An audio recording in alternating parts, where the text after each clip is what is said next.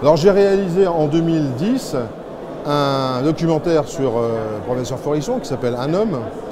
Et là, il semble que ça n'ait pas eu l'heure de plaire à la LICRA parce qu'elle porte plainte. Le parquet s'est saisi, etc. Donc ça fait 5 ans que cette histoire traîne en longueur. Et alors on m'accuse évidemment de faire la promotion du révisionnisme, ce qui est totalement ridicule parce que c'est exactement comme si j'avais interviewé par exemple Madoff et qu'on m'accusait de faire la promotion de la crise des subprimes. Ou si on accusait Francis Ford Coppola, qui a fait 3 parrains, de faire la promotion de la mafia. Enfin, c'est complètement... ou je ne sais pas, il existe beaucoup de gens qui font, par exemple, on le voit sur YouTube, des films, des documentaires sur les tueurs en série. Ils vont les interroger dans leur cellule, Charles Manson par exemple, pendant 1 heure, 2 heures, 3 heures. Les types ne sont pas forcément des repentis. Ils expliquent ça, parfois ils se lèchent les babines. Est-ce qu'on accuse les journalistes qui font ce type de documentaire de faire la promotion des serial killers et de l'assassinat de masse, du viol d'enfants? Non.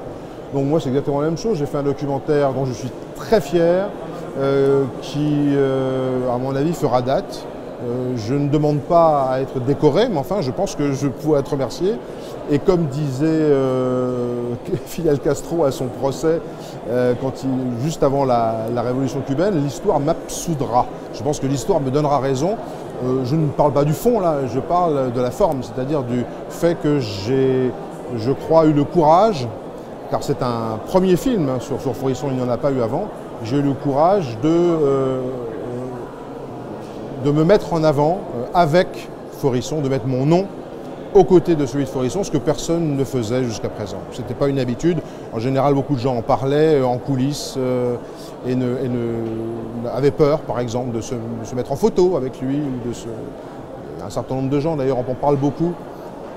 Je ne citerai pas de nom. Il y a beaucoup de gens qui parlent de Forisson et on ne connaît pas de photos d'eux avec le professeur.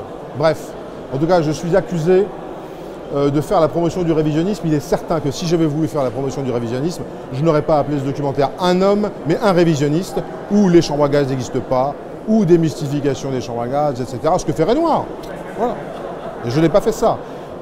Est-ce qu'on a le droit de dire que Forisson est un être humain? Oui ou non? Ou c'est le diable? J'aurais dû écrire le diable. C'est un homme. Donc, c'est très simple quand même. Forisson égale un homme. C'est un homme.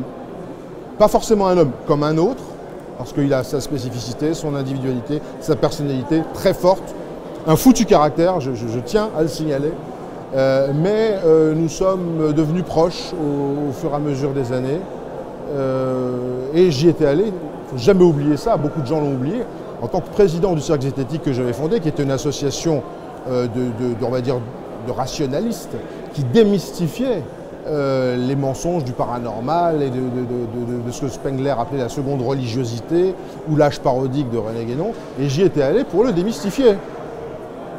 Mais je n'ai pas réussi à le démystifier, ni moi, ni les gens du Cercle Zététique autour de moi, ni par exemple le professeur Henri Brock, dont on parle beaucoup. Là, j'ai vu que Le Point faisait encore sa promotion il y a 15 jours, le professeur Henri Brock, professeur à la fac de Nice, qui donne des cours de zététique. Eh bien, je lui ai donné le dossier en main, il m'a dit, bon, on ne réussit pas à le démystifier.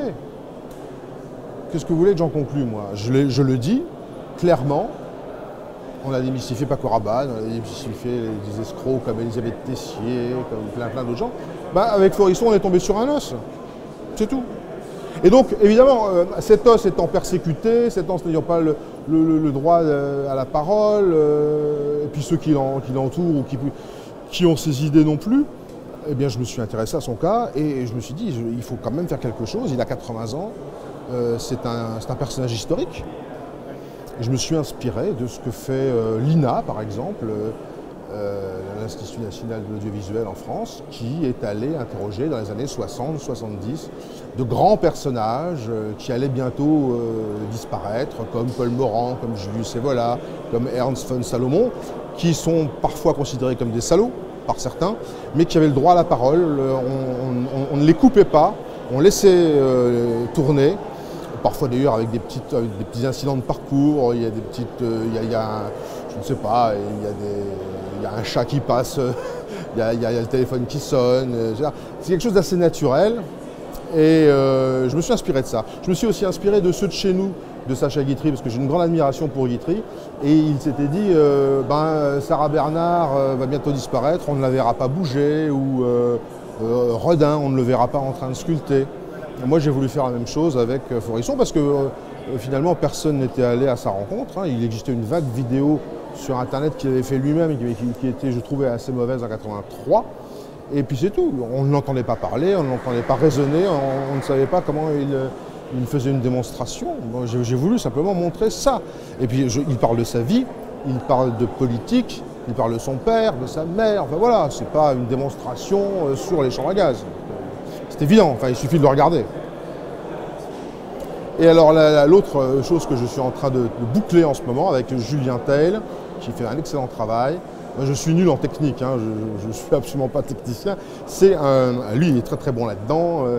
C'est un documentaire sur la France maçonnique où nous avons interrogé beaucoup de gens. Je ne vais pas donner tous les noms, mais vous verrez, il y a du beau linge sur l'influence de la maçonnerie, quels sont ses buts cachés ou avoués ou à demi avoués, d'où elle vient, ce qu'elle fait, les différents scandales qui sont cachés et tout fait.